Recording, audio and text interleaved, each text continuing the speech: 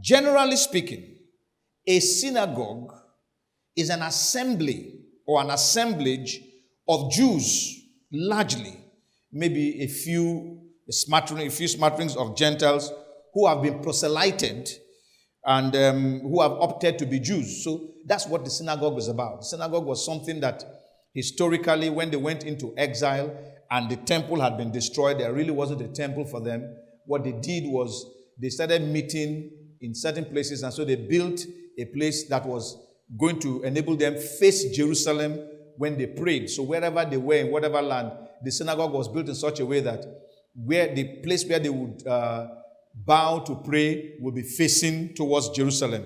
And that became a kind of an assembly where they met. So that even by the time of the Lord Jesus Christ, when he came, the synagogue was everywhere. Everywhere in Israel, everywhere outside of Israel. So that the temple became a place where they went to for the statutory feasts that God required them to go for. But the synagogue became their everyday place for meetings. They even judged cases in the synagogues. They went for meetings. They went to worship God, as it were, in the synagogues, and so on and so forth. So to find the Lord describing such a place where God is supposed to be met, where God is supposed to be the object of worship as of Satan, is an issue. Then on the other hand, we see that there was the church, which was made up of Gentiles largely, maybe a few Jews who had accepted the Lord Jesus Christ would have been there, but the church was basically largely made of Gentiles.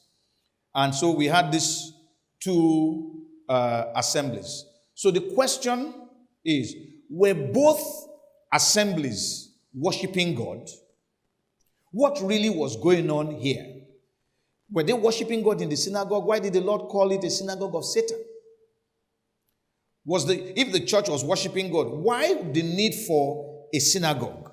Why was it that the Jews insisted on their own way of worship when there was a new way? Incidentally, it was in Antioch that the disciples were first called Christians.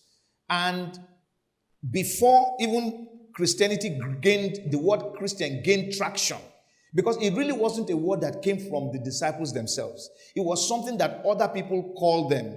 And to be frank, it was said in a derisive way, because they were saying they are like that Christ whom they crucified, that fellow that they killed on the cross. This is how these people are behaving. So Christian, even though it was derisive, it was also a testimony to us that we look like Christ.